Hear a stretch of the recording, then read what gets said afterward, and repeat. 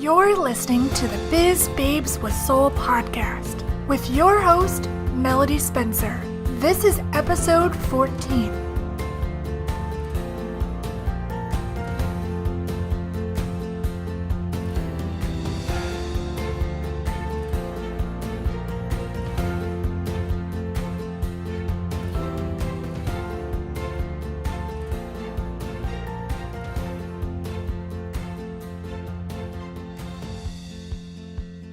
Hey guys, welcome to the Biz Babes with Soul podcast. I'm your host, Melody Spencer, and today's episode is going to be a little bit different. So I have my best friend from college, Emily Robertson, here, and she's going to interview me.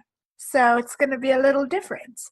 I thought it would be interesting to have you guys hear a little bit more about my story and how I got started and my struggles over the many, many, many years.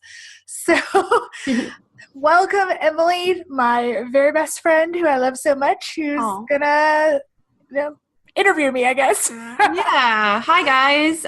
Like she said, my name is Emily Robertson.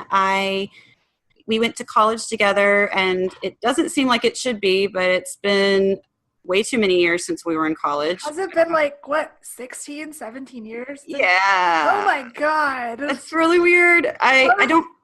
It's like you blink and all of a sudden you're not young anymore. I mean, yeah. We're young. I'm not. It's just weird because I work really in a college now, and it's been interesting being on this side of things and remembering back when I saw the person that sits in my desk, I thought, not that they were old, but, they were older. And now here I am. Yeah, I always thought, people in their 30s were old. And now I'm I know. No, they're young. I'm so we really young. are. We are. And they're, even 40 doesn't sound old to me anymore. No. I have friends in their 40s. So I'm like, oh, okay. Two of my closest friends here, one is about to turn 50, and then the other one is in her early 40s. And they're doing more. They get me out more than I do, and I'm supposed to be the youngin', right? Yeah, but I kind of forget sometimes how long we've been friends, and I'm like, oh my gosh. But guys, the whole reason I wanted Emily to interview me is because second to my husband and maybe my parents, I think Emily probably knows me the best because she's been through the shit with me. And vice versa. So, let's put that out there. I thought when I was deciding to do this episode, I thought, well, Emily has to interview me because she knows all the things. Well, not all the things, but you know me pretty well. So well, it's an honor to do it. I was really touched when you asked me because Miss Melody is very, very gifted when it comes to having lots of people in her life, and to be a part of that is a pretty dang cool thing. So there you have it. Well, I know. Oh, Love Fest 2018. So I know we said we met. I mean, should we talk about how we met? Yeah, we could do that. So Emily and I met in 2002, so in the dark ages. I was a freshman in college, and were you a junior or a sophomore? I can't remember. I was a junior, technically. Yes, a junior, because I had lived abroad with my father for, it sounded really pretentious, but anyway, I had lived in England with my dad for a little bit, so it made me behind in college some because I didn't start right on time like I should have. So, and then as we both know, there were other things that came to pass that kind of delayed things. But we met in 2002. Let me go back. So I was an overachiever, high achiever in high school. I have always been an overachiever. Same. And all my friends were overachievers. They all got into Harvard and Vanderbilt and Georgetown, and my parents didn't have a lot of money, and I really needed scholarships. So Murray State gave me a scholarship. And it wasn't really my first choice. I really wanted to go to like Belmont or I don't know, like a bunch of different like really expensive schools. But I felt like I didn't really have a choice because, yeah, I don't know. At the time, it just made sense for my family financially. So I went there and I thought it was going to be a good fit, but right away, like I had some issues. My original roommate left after 2 weeks because she was so homesick. And I ended up getting a really good roommate, but I think by the end she was like, "This girl's crazy." Oh. So I ended up, it was like a normal, freshman experience for anybody who's been to college. Like, you're in your dorms and whatever, and there's parties but I was very shy in college and in high school. I was not the more extroverted person I am now. I didn't have any self-confidence at all. So it was really hard for me to make friends. And I had a live journal, which is, again, like the dark ages of the internet. They're still around, though. But yeah, they are. It's crazy. So if any of you young millennials are listening, you probably have no idea what live journal is. But basically, it was an online diary that anybody could read, and you had like a friends list, kind of like MySpace or Facebook. So I think I searched for people in the town I went to college in, and Emily came up, and we started reading each other's live journals, which is like the nerdiest thing ever. It is what it is, man. It is what it is. Well, I mean, I think it's interesting, too, that like it was kind of, people, I mean, I would write some, I think we both would write some really raw stuff, and anybody could read it. I mean, that was before it was like, well, I don't even know if it still is protected or whatever, but there was that feature, it was called like friends only, so you could I forgot about that. See, you could lock it down for people who were only on your friends list.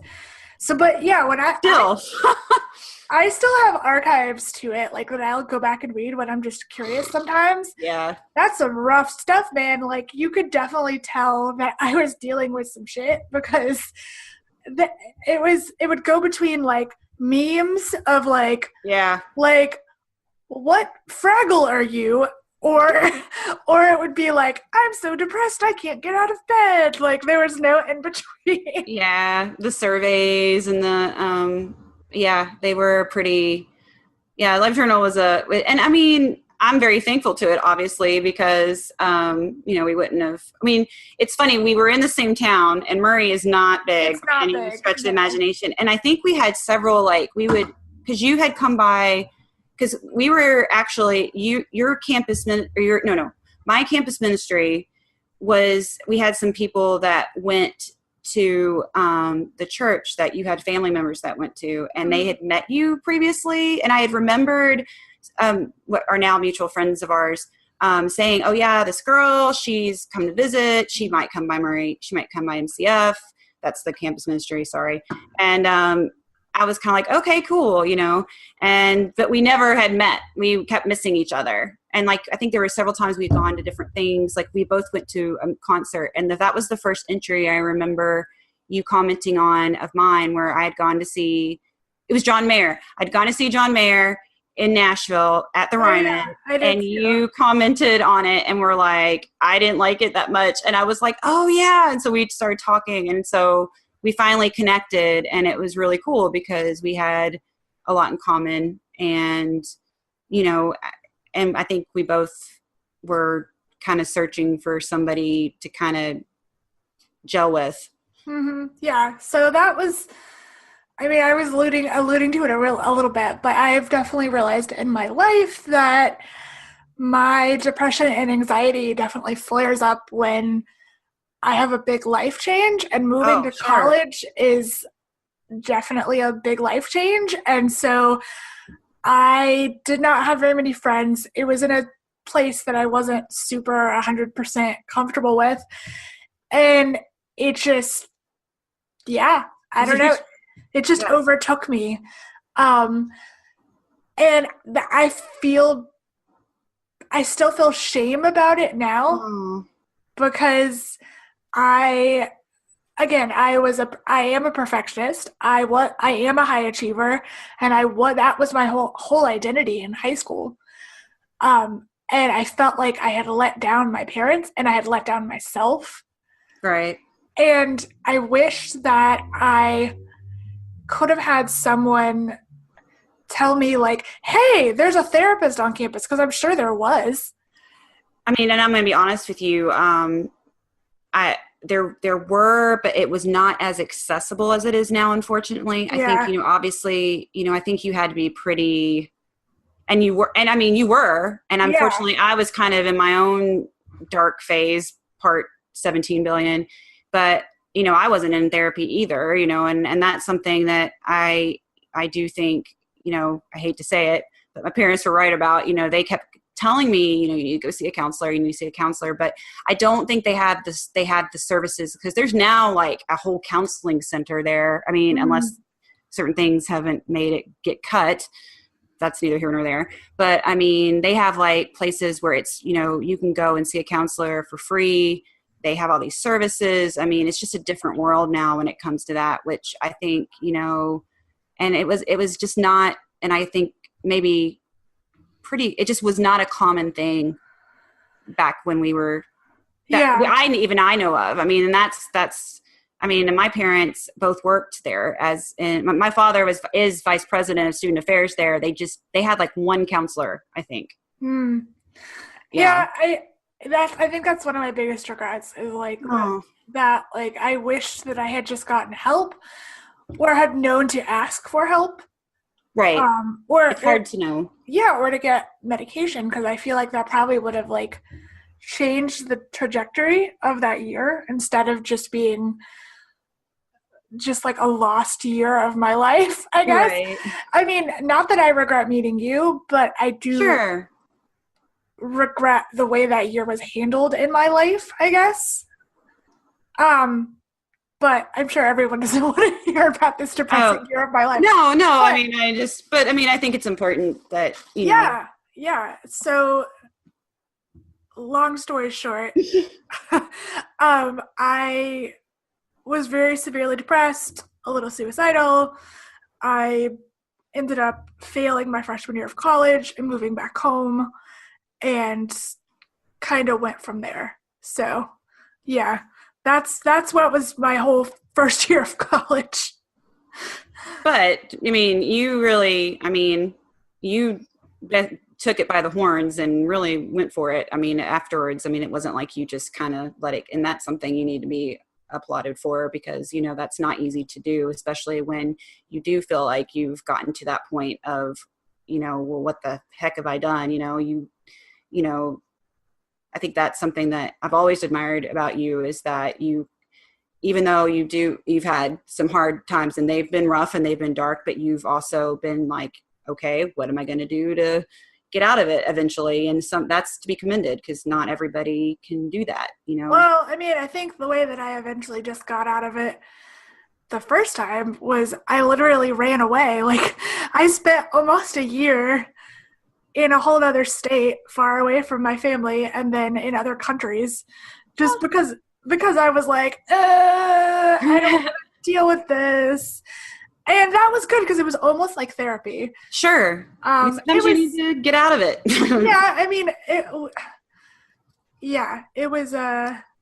It was good. So, yeah, for you guys who don't know, I spent almost a year doing a youth with a mission, YWAM, discipleship training school. So this was back in the day when I was pretty churchy. And so, yeah, I spent 8 months doing all kinds of training, and then I went to the Dominican Republic and Puerto Rico for several months and did quote-unquote mission work, which was basically just like helping build houses and doing skits for people in broken Spanish. I don't really know what that was supposed to do for people, but, whatever, neither here nor there. It was a great time, and I enjoyed it at the time. Like I said, everything that I've done in my life, I don't really regret it, because it all led to a good thing. But now that I look back on it, I'm like, what did that accomplish really besides me just being able to travel? Oh, well, I mean, I think it's awesome though that you got to, I mean, it gave you that experience. I mean, and plus you got to meet some cool people and Yeah. then, you know, and you had a really cute haircut. Like I remember you got your hair cut really short and I was really jealous that you could pull that off. I mean, I know that's a really important point to bring up, but I mean, that's one of the things I remember. I was like, man, her hair is so cute.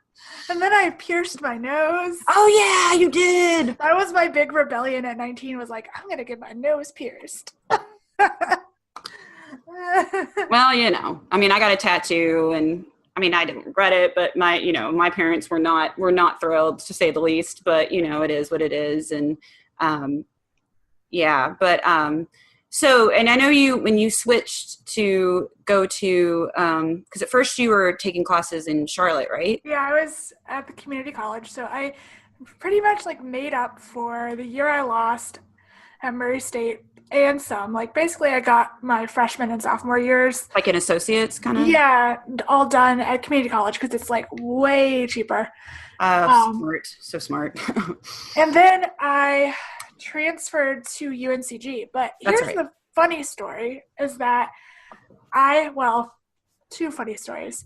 First of all, when I was going to transfer, I was dating a guy. Oh, yeah. Pretty seriously, who I shall not name him. Not that I think he'll listen to this, but, you know. Forgot about him. I was dating a guy. We'll call him, I don't know. Ernesto. Yes, we'll call him Ernesto. So I was dating him for about a year. It was pretty serious. He was my first, like, really serious boyfriend. I was 19 or 20 at the time, so I was really into him because I really was excited to have a guy into me. That sounds bad, but... No, I think we've all been there. Yeah, but you guys were, like, you don't understand. I was awkward AF in high school and college. So to have a dude into me, I was just so excited. And even though I think I knew in my heart he wasn't, like, the one for me, I just kind of went along with it because I was just super excited to have a dude into me. So I originally was going to transfer to a college near him in Raleigh. I had gotten into this school. I had gotten a scholarship. I was going to go. And then, so I was going to start in August of that next year. And then, like, the day before Christmas, I was supposed to go see this boyfriend in Raleigh. And I was going to spend part of Christmas with his family. And I just, again, I think this is the beginning of me, like, listening to my intuition and kind of following that. All of a sudden, I just knew I was supposed to break up with him. I don't know if it was Jesus or the universe or whatever. Or maybe I was just scared. I don't know. Because, again, I was, like, 19 or 20. Like, I was young. But I just decided that I needed to break up with him. So I broke up with him the day before Christmas. And what she didn't know up until that point, I was like, this guy is the worst. Like, why is she with him? He is ridiculous. Like, I'm glad that she is happy, but oh my gosh, he is the worst. And so I just, yeah. And so when you told me, I remember you texted me because I had just broken up with the guy that I was with. And I was just like, oh, I don't know how to tell her this, but I'm so happy. I think everybody's had that before. Yeah. I didn't want to tell you this, but I hated him. So, yeah, I don't know. I think when you said that, it was kind of a relief that I had, like, made the right decision because he did not take it well. Like, he was pissed. But later on, we kind of reached a good place. But, yeah, so I was supposed to go to that school. And then after that happened, I was like, oh, well, I want to go to another school. So there was a school in Michigan that I had looked at. Oh, yeah. And I had sent in my application. I had been accepted. I was looking at scholarships. And I was going to go for, like, a visit and to a festival they were having there. And literally the night before, again, I don't know if it was Jesus or the universe or my intuition or just my fear. It could have been all of the above. I don't know. I canceled the plane ticket and said, I'm not going. I don't feel like I'm supposed to go. Wow. That's amazing. So, long story short, I transferred to UNCG, which is weird because when I was in high school, I had looked at UNCG when I was still doing theater, and I had wanted to go there for their theater department. But then, of course, I didn't end up doing theater anymore because that's another regret, neither here nor there, but I decided not to do that anymore. So I transferred to UNCG. And what's interesting is that my family, that's actually like where most of them are from. My dad was actually born and raised in Greensboro, North Carolina. So it was kind of a funny coincidence that like her family had moved to Charlotte, and where all my family, like basically I joke around, but it's really true. It, like how people kind of think about the state I'm in now, which is Kentucky, you know, everybody's related. Like that's literally how my life is when I go to North Carolina. Like I run into like cousins everywhere. It's just kind of crazy. But that's another, it's just kind of funny because it was awesome because it meant that, you know, it was a really great way for us to stay in touch, even though most of our friendship has been not in the same place. Yeah. Yeah. So yeah, that's how I ended up finishing college at UNCG. It was like a roundabout way. And you graduated with communications, is that right? Yeah, communications and marketing. So right. And then in the midst of that, I met my now husband, which again, he and I love each other very much, but we have said that probably we would have not gotten married as quickly as we did if we had not been like churchy back then. Right. My bestie-in-law, as I call him. I don't think he calls me that, but I call him that. So yeah, I got married to my husband, obviously, the month after I graduated from college, which is crazy. Like I remember thinking you were such a trooper because that's a lot. Like you say, you don't deal with change, and I'm sure, you know, there were a lot of things going on, obviously, but you do, but you're able to, that's incredible to me because, you know, I sometimes have a breakdown just because of, you know, my car not wanting to start. You're getting married at the same time you're graduating from college. So, you know, that's pretty big.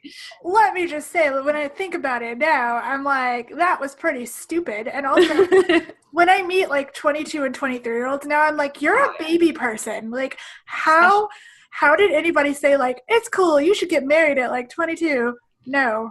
It's the norm here, though, man. Like, it's still like that, which is so mind-boggling to me because, you know, we've been doing all these studies right now at my job about, you know, this generation and how, you know, as the years are going on, you know, people, and I'm not saying, lovely listeners, that we're children, but we are becoming more and more, you know, we're not emotionally and socially and in other ways as mature as previous generations, just because we're not forced to be put into the situations that a lot of those have been. Like, we're not going off, you know, in World War II times, people at 18 were going and fighting across the, you know, and I'm not saying there aren't people that do that now, we're doing, you know, but I'm just saying it's just a different kind of thing. And so we aren't forced to grow up as quickly as per se the previous generations have been.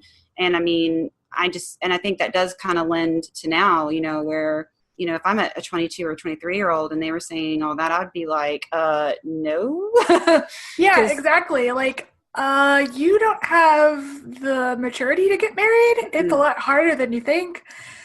And that was, you know, you say like, I handle change well. That was another factor for a big anxiety and depression spiral. I hit it really well. You are very good at hiding it.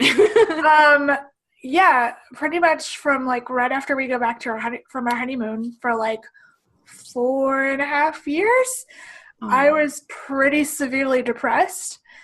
I look back at pictures of myself from that time and I just look miserable. Part of that spiral came about because, one, I just graduated from college, got married, and two, it was the recession.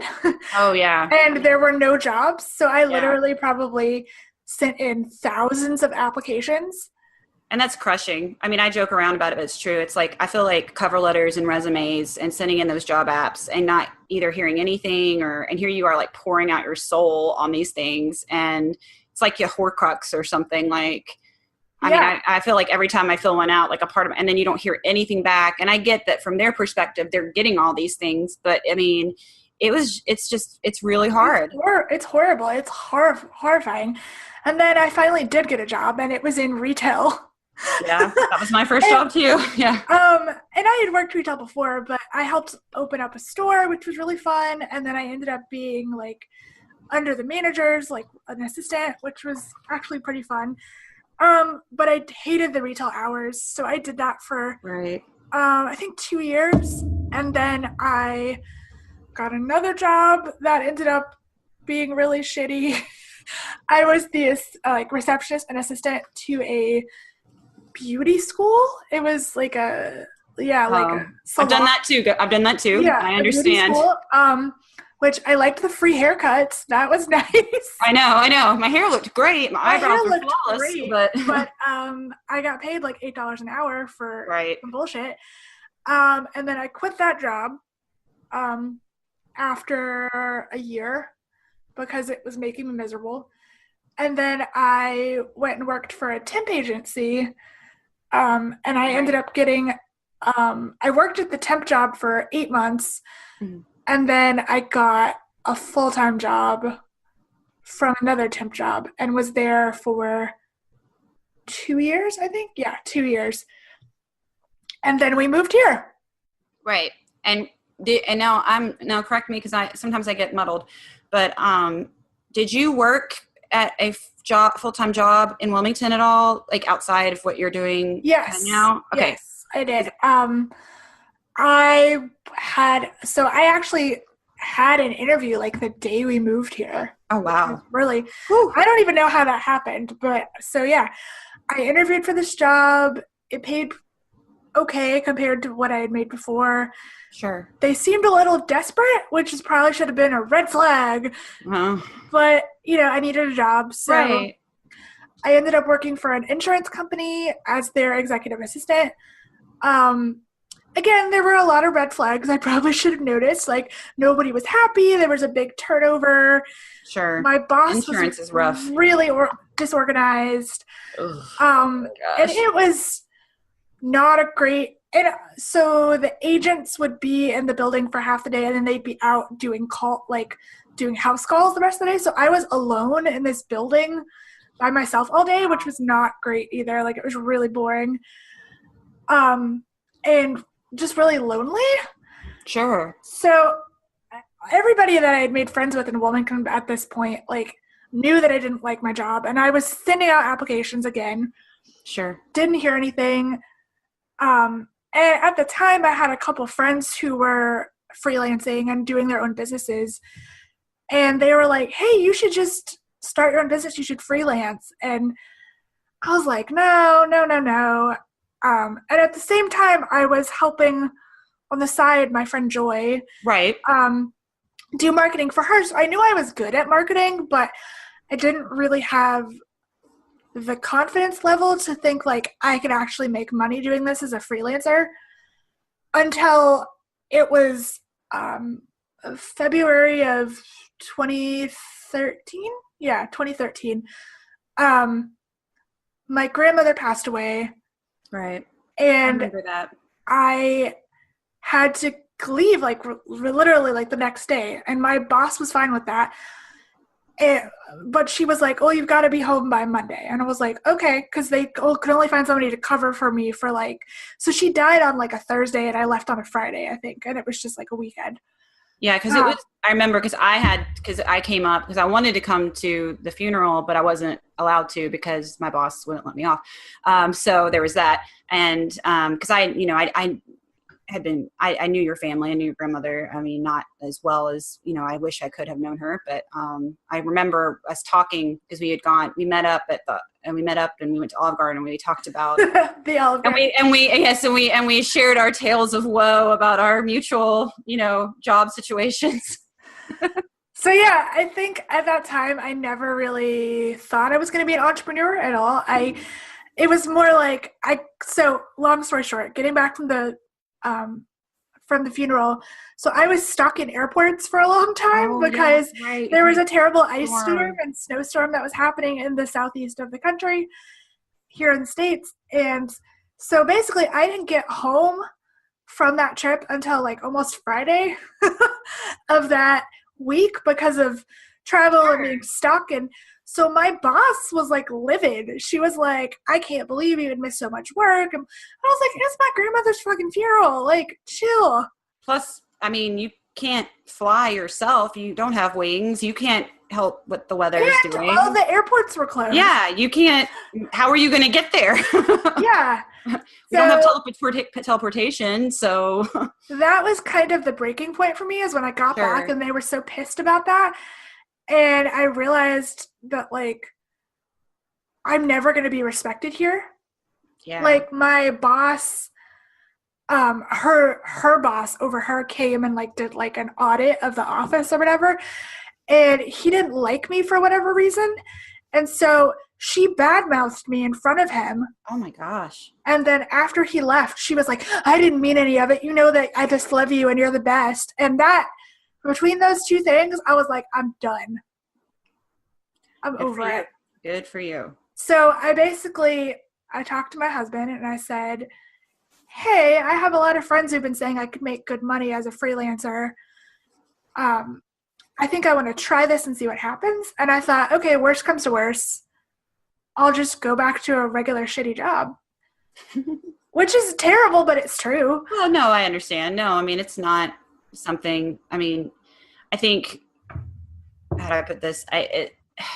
It's really hard because, you know, we're not told, at least our generation wasn't, I keep saying generations like we're whatever. We're so old. We're so old. Let me put on my spectacles. But, you know, I think at least I did. And, you know, maybe it's that perfectionist or the high achiever in me as well, where, you know, you have this idea in your head of what things are going to happen, you know, and especially back when we were in school and stuff, you went to college. And then when you went to college, you got married. And when you got married, you had a job and you became a mother and you did this. Nobody ever tells you how hard it is to find a job, especially, you know, in a recession, especially when everybody is now going to college for the most part. And so many jobs these days now do require a master's, which puts you in even more debt if you know, because you don't qualify for grants anymore. Nobody talks about that. I mean, there's so many factors that don't get talked about, and it's very frustrating. And then now, as I'm working in the school that I'm at now, you know, they're actually teaching kids, you know, finance stuff about financial aid, that kind of thing. That's good. They did that for us. They did it for me. Now, maybe they did for other majors at my college and at other schools. But for me, like, I had no concept of what everything was. And I mean, that's one of my biggest regrets is that I didn't listen to my gut and say, because I knew when I was getting ready to graduate, this isn't right. Because I had no clue of what to do. I wasn't getting married. I wasn't, you know, and everybody else had the plan or something. And everybody just said, oh, you'll get a job. You have a degree. You'll get a job. And yeah, that's what people told me too. They were like, oh, you have a degree. That's such a lie. Degrees don't automatically mean jobs.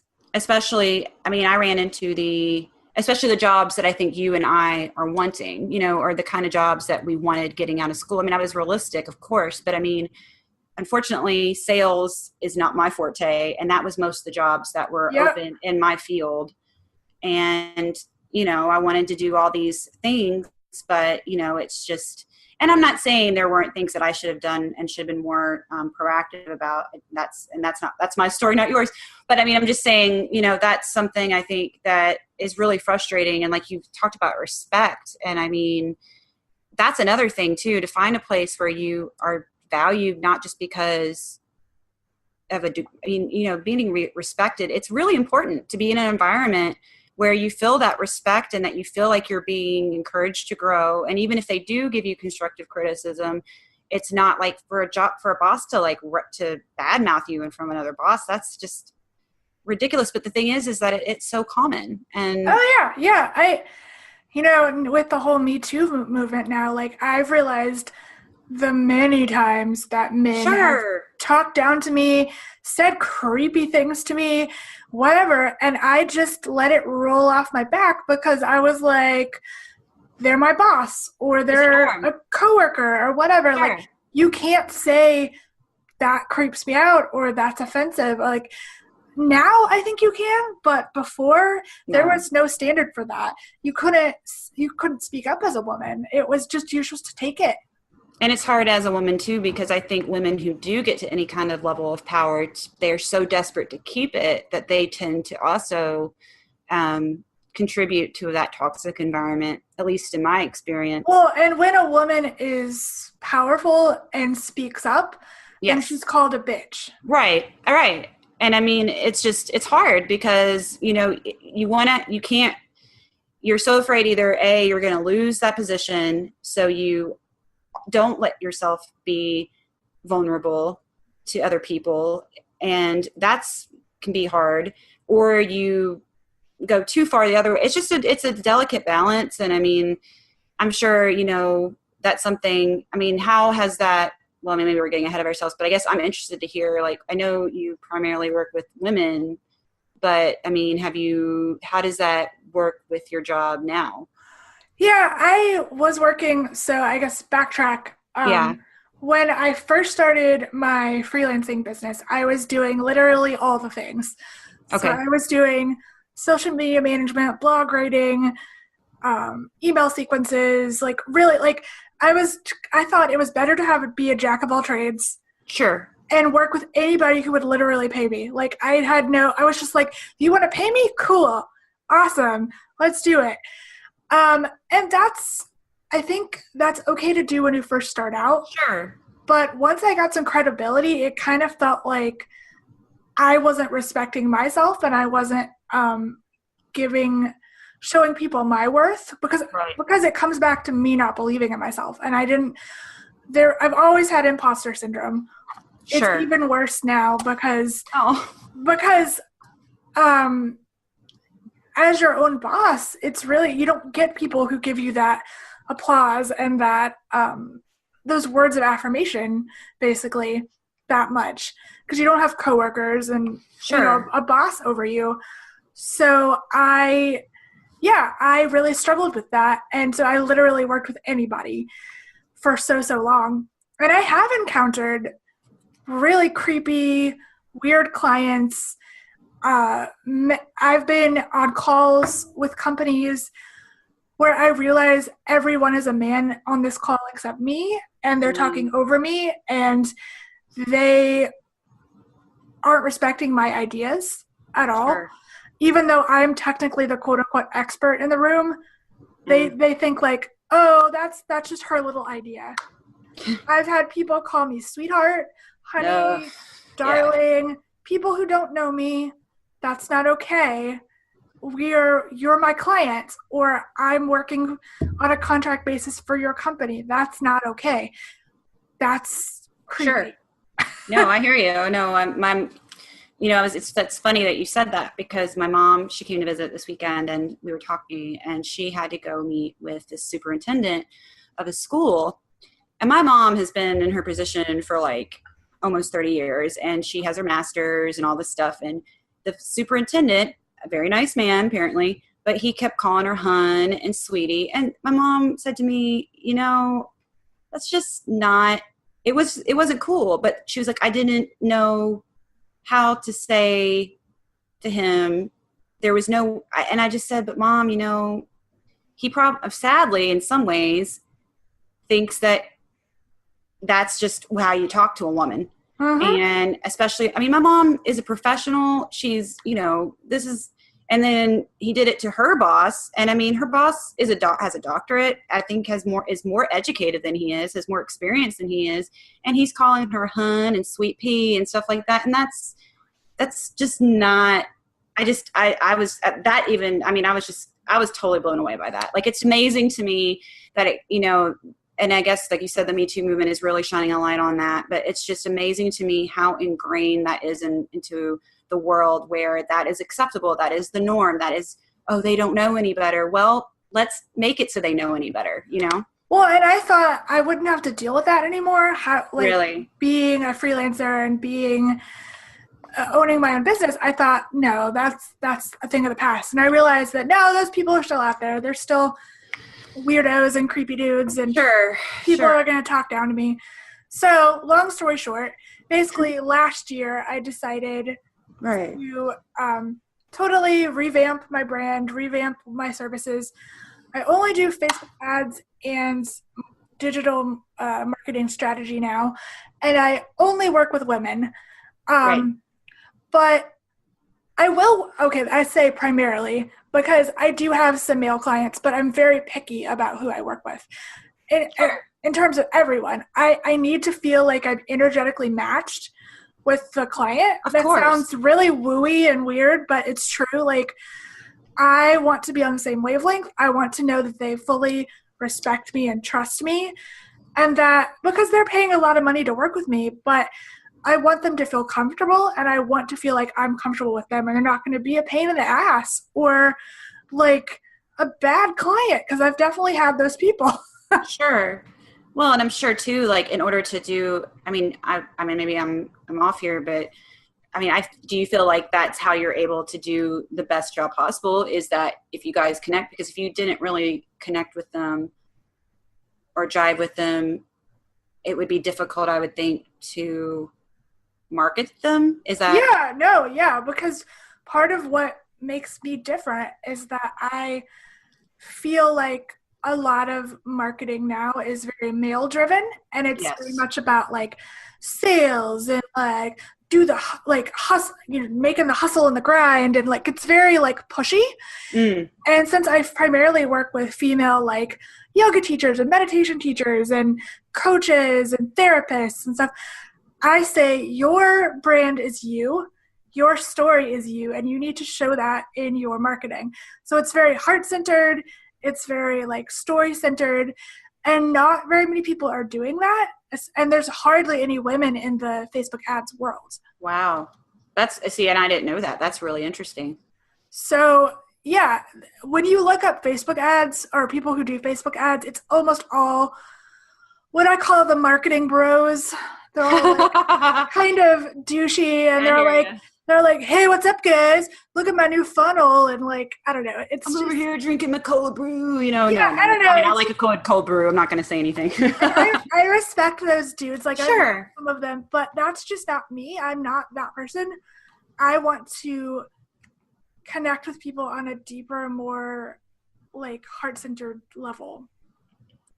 So how do you, I guess something that I'm curious about is you talked a little bit about imposter syndrome, and, with that comes a degree of self-sabotage. How do you because you've, in the past, you've had your struggles with that. So how have you been able to kind of overcome that or make that work within this environment? It's a daily process. It doesn't just go away magically. Sorry, world. Yeah.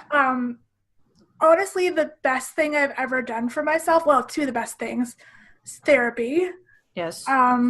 Everybody should go to a therapist. Even if you don't think you need it, you do. Yeah. And then hiring a mindset coach. I worked with my mindset coach, Susie Koifer, last year for, I think it was 8 weeks. Yeah, 6 or 8 weeks. And she taught me how to mindset journal, do affirmations. I learned that I don't really do self-care for myself. I don't allow myself to care for myself, because as women, we tend to care for others. We care for our spouses or boyfriends. We care for our friends. We care for our family. But we never put ourselves first, and that's exhausting. And I needed to learn how to do that for myself. It's, again, still a work in progress. So every day I kind of work on those things, and I just tell myself, I am worthy, I am worthy, I am worthy. I am abundant. I am I am successful. It sounds so stupid. No, but no, it really does. Like, it's basically like rewiring your brain so that you don't have what I call those thought gremlins. Oh yeah, well it's so hard to get in that so spiral. They don't whisper, because they whisper in your ear like, you suck, you can't do this, no one's ever going to work with you, you're awful. And so I have to be like, no, fuck you, like I am awesome, I am a badass, I am successful. And it's just kind of telling those gremlins to just beat it, right? Every single day, every single hour, just all the time. I mean, is it something, I know you said it's a discipline, so do you have to like set reminders for yourself? How are you able to find that anchor to pull you, because I think that's something that I struggle with, and so many women and men too, but I think women especially, we tend to be more prone to this. Like I call it the spiral. You just get caught on this thought spiral where you just can't get out. And it's so hard to find like an anchor or something that kind of helps you go, wait, no. And then you stop it and get out. And that's something I've been working on a lot myself with my own life. And I guess I'm just curious to hear what experiences have helped you. Well, I started setting like a morning and night routine for myself. Okay, yeah, I was going to ask about that. When I get up in the morning, I get my coffee and then I journal. I have like what it's called the 5-minute journal. So it asks like, what 3 things are you excited about? What 3 things are you grateful for? And then 3 affirmations. Oh, wow. So I do those. And then I journal, in my other journal, I do like prompts. So nice. There's a bunch of different coaches that I follow that do journal prompts. So it might be like, what's your big vision, or what do you desire? And, break that down into smaller goals. And like, or sometimes it sounds weird, but I will feel like I'm supposed to write about something and I'll just let it happen. Like it's just something in me needs to write about something specific, and I'll just write that out. That's amazing. And then I also will do more affirmations. So I'll do maybe like 10 or so. And I have those affirmations. I have an app on my phone that you can plug in your affirmations, and it'll show up at random times as a notification. Oh, cool. And you can either say it to yourself or it can repeat it to you. There's other ones where you can actually speak them into your phone, and it'll speak your voice back to you when you listen to them. That's really cool. That's very powerful, because we hear so many other people's voices, and I do, like, but in my life I've had several, especially men in my life, who have, and I don't want to make this into a "we hate men" podcast, because that's not what it is, but I have definitely, I'm a fan of, but it's just that those are the voices that have tended to be in my head the most. And it's really hard when they're, being so overpowering, to not let that, like you said. So, that would be amazing to hear your own, and I think hearing your own voice is really hard. Yeah. So I do that. And then I have like a meditation skill on my Alexa. So it's called like the 1-minute meditation. I think there's also an app for it, but it's on my Alexa. And so I want to eventually work up to like, 5 to 15 minutes, but I'm still getting used to meditation. So I just do a couple minutes. Really, it's like deep breathing, because I realized, especially with my anxiety, I breathe a lot from my chest. It's very shallow. I don't breathe deeply. Why was that so hard to say? Breathe deeply.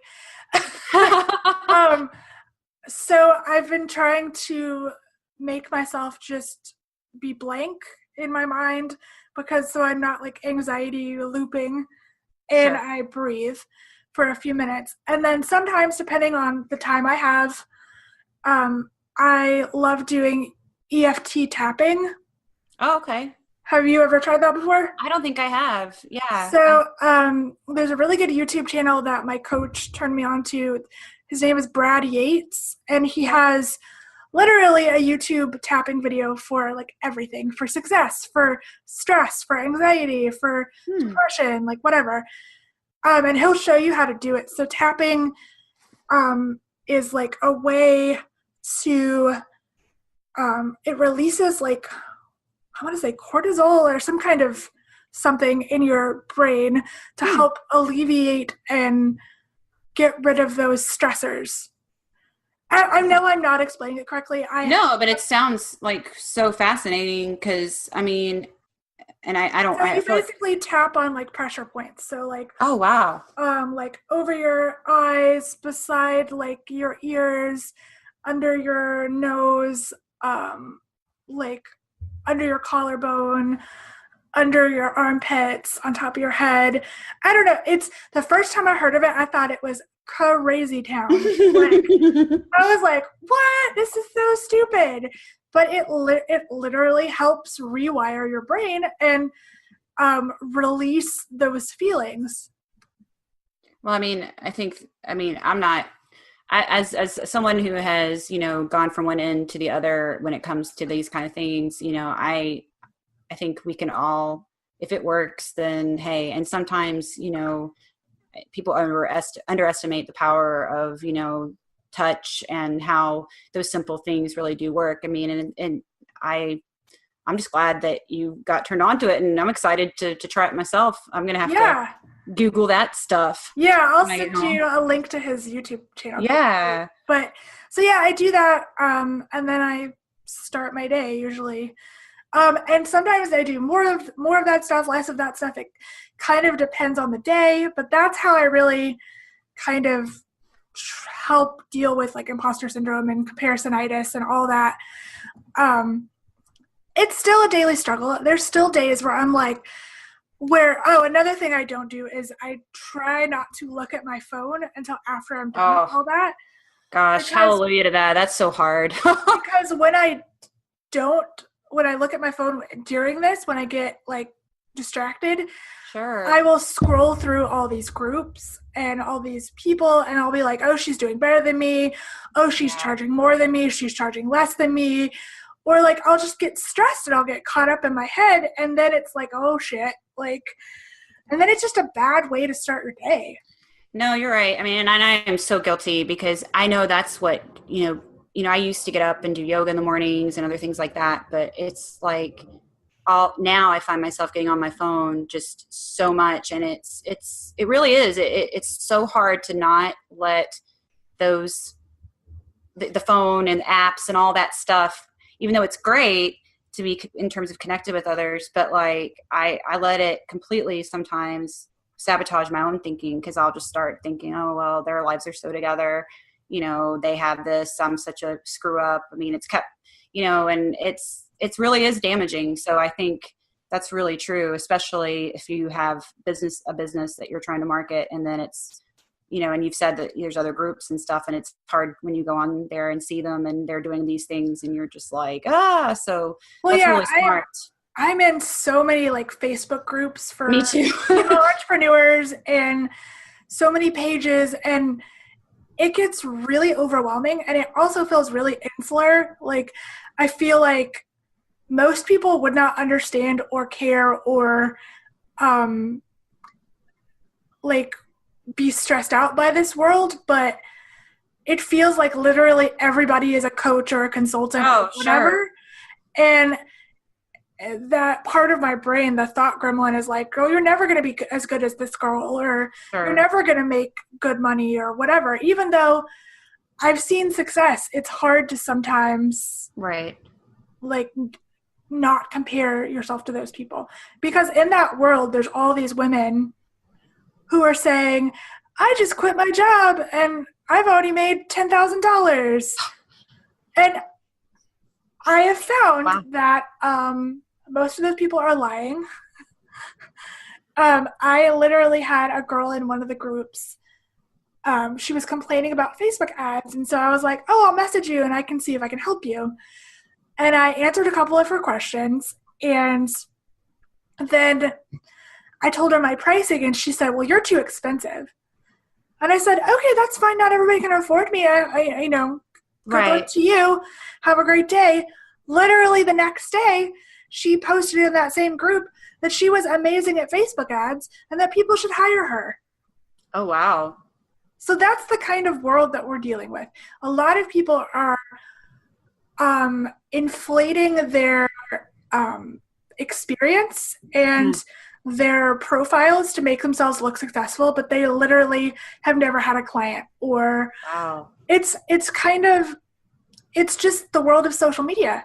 Sure. You've got to take it with a grain of salt, and it's really hard to do that when you're trying to make money and trying to get clients, and it's just like this barrage of craziness. I mean, I think that's something, just, I mean, you know this, but I mean, I've been kind of stepping my toes into kind of doing a small, I'm going through a different company, but I mean, I've always been, you and I have talked in the past about working and doing freelance, and, that has been one of the biggest issues for me is that, I see all these other women and I see all these other groups doing all these things. And, it's very hard at times to think, well, I can't do, I find myself many times being like, well, I wish I could do that. And the thing is, the only thing that's keeping me from doing that is the fact that I see all these other women doing something that I think I can't do. And the thing is you're not doing it either. You know what I'm saying? Like, so don't let that be the defining factor for you in not trying something. Right. Because I'm not saying most people are lying. Right. I'm saying that a lot of people inflate their self or their results in order to look successful and get clients. And have people, obviously you said you talked to your husband and stuff, but are they pretty supportive? Like when you go and you tell people like what you do you feel like that's like, has that been? Yeah, I've definitely struggled in this past year with dealing with people seeing the worth of hiring me. Okay. Because there's always somebody who can do it cheaper, but in my mind, cheaper isn't always better. Sure. And also people don't always, they think, oh, I could get my teenager or an intern to do these. Yes, but I have all this experience to back up and results to back up my claims. If you really want success for your business and you really want to go, up level that business, you need to invest in experts. That's what I've been preaching to people is that we've been told as women we can do it all, and we can do it all by ourselves, and that's bullshit. Like in whatever, if you're a mom, if you're in a regular job, whatever, like you need people to come alongside you to help you. And if you own your business, that means delegating. That means, hiring experts to help you in certain facets, hiring an assistant to help you do the things you don't want to do, because everybody has their zone of genius. Their niche, yeah. And that you need to focus on that. And if accounting and Facebook ads and, whatever is not your zone of genius, you do not need to be wasting your precious energy doing that.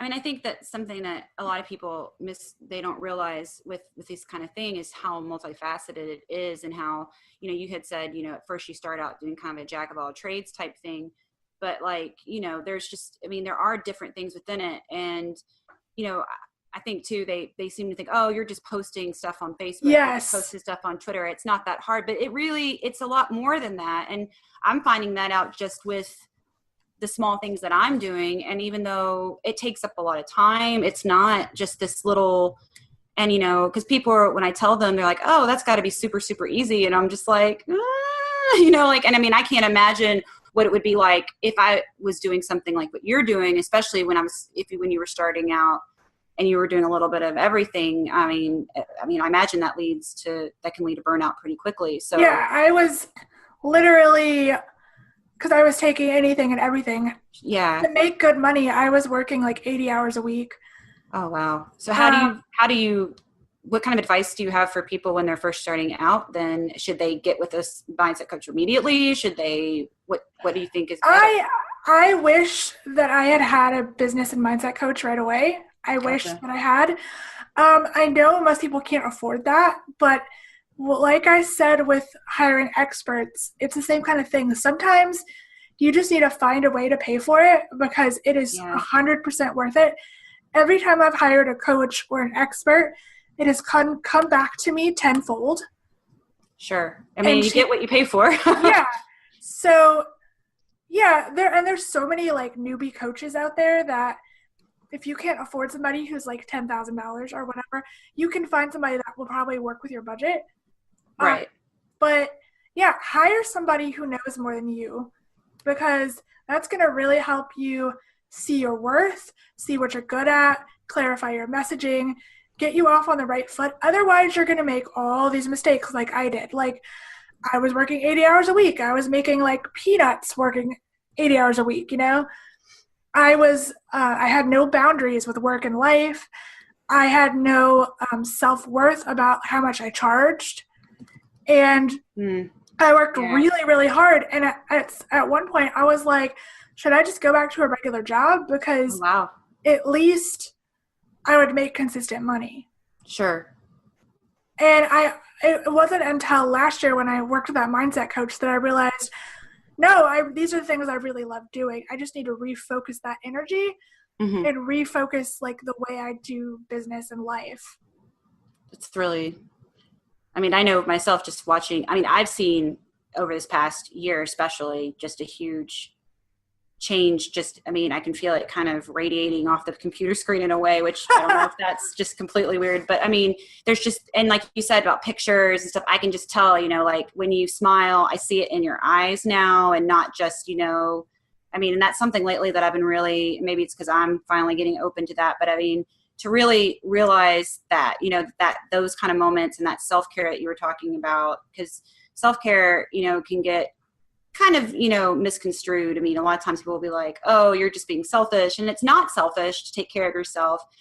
It's not selfish to figure out, okay, what is it that I need, and then go for it. I mean, and then to also admit that, okay, I don't know everything there is to know about this. I don't know about you, but as a perfectionist, that is kind of hard sometimes for me to ask for help, to say, hey, I don't know.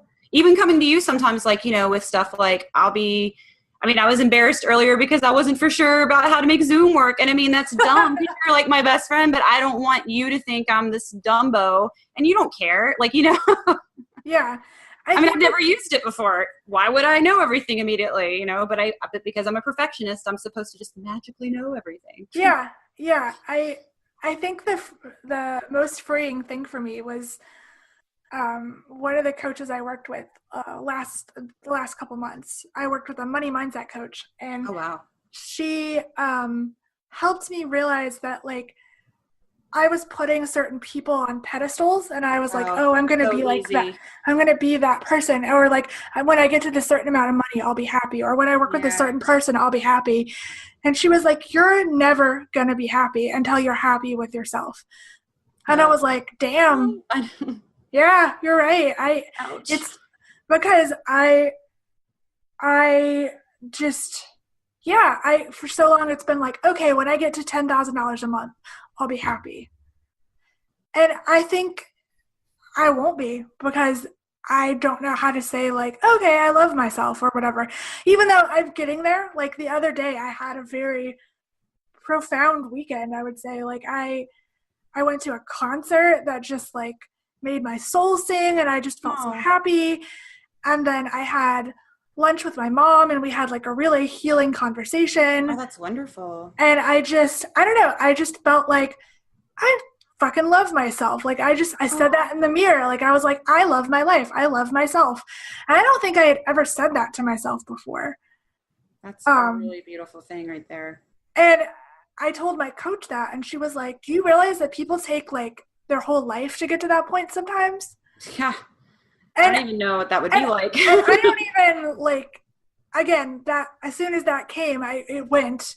Like it was, I still have to work at that every single day. It's like I said, it's never going away, like that self-doubt.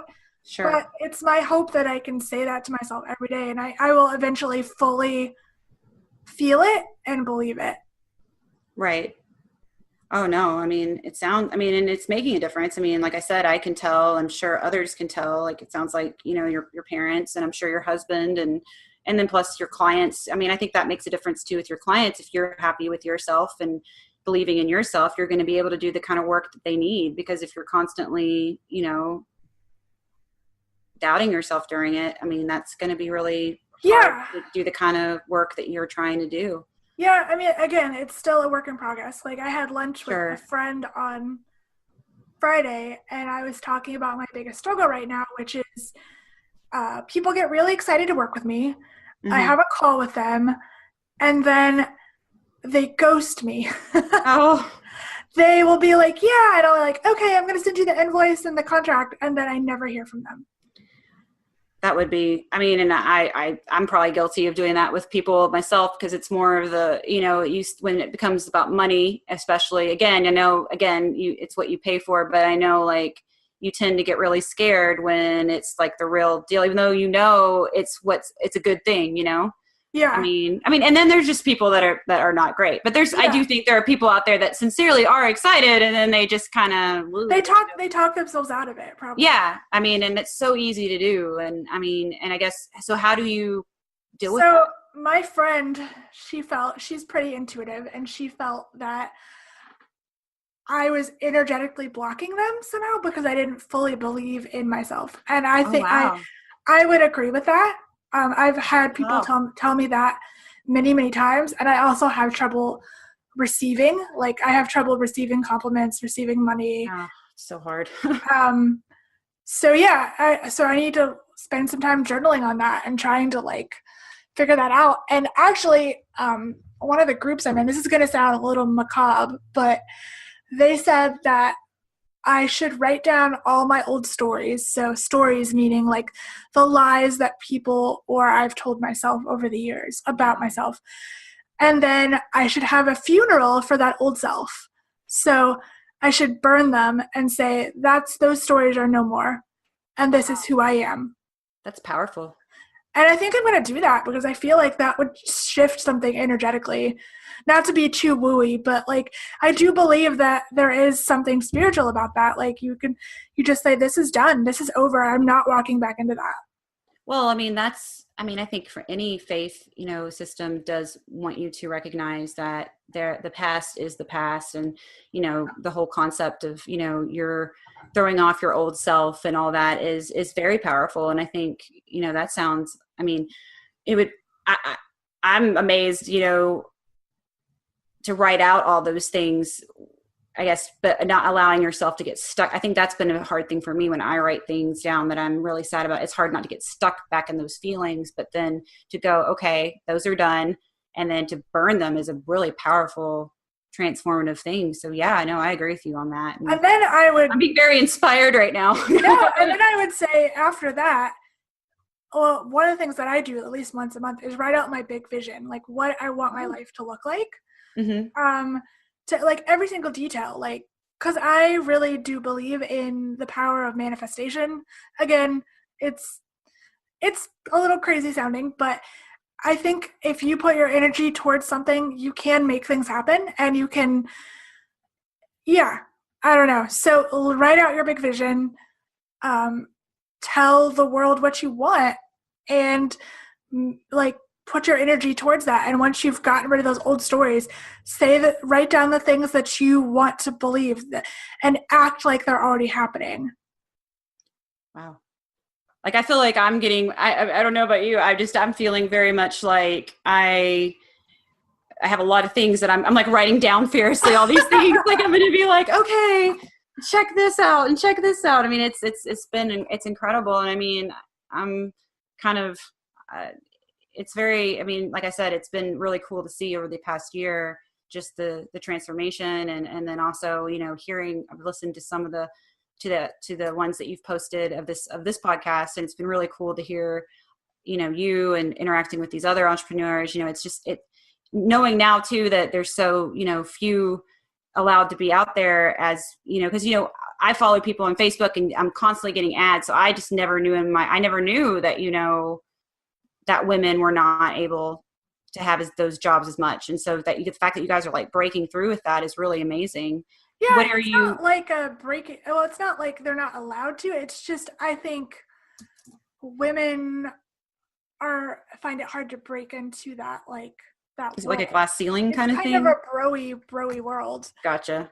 Because I used to see this guy, like I would go to the coffee shop in my old hometown, and he does, working. And I mean, I'm not going to lie, when you first said, I think I'm going to do this freelance thing, he was one of the first people I thought of. And he was always like and there was just this air about him. And I was probably being very judgy and all that, but it was just that, it's hard to not fall into those stereotypes of, oh gosh, please don't become like that guy. You know what I mean? But yeah, no, I didn't know this person. I mean, he could be probably the coolest person ever, but it just came off very like, oh, him with his headset and him having, that kind of thing. And again, it's that misconception thing that is very easy to do. And, you're really breaking that for me right now. Well, thank you. You're welcome. That's really sweet. It's true.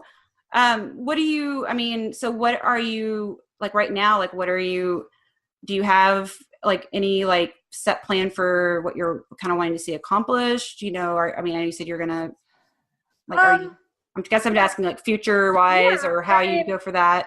My big goals for 2018 are this is scary to admit, like my goal is to make $100,000 this year. Wow. I'm putting that out into the world. I'm saying it. It's going to happen. Okay. So that's scary. That's literally the most money I've ever made. I don't even know what that kind of money looks like. So I know, neither do I. So yeah. So that's my big goal. I want to continue working with really amazing clients. I ran a course in January that I'm kind of retooling about. It's a Facebook ads boot camp for people. Oh, nice. For entrepreneurs. I'm going to relaunch that soon.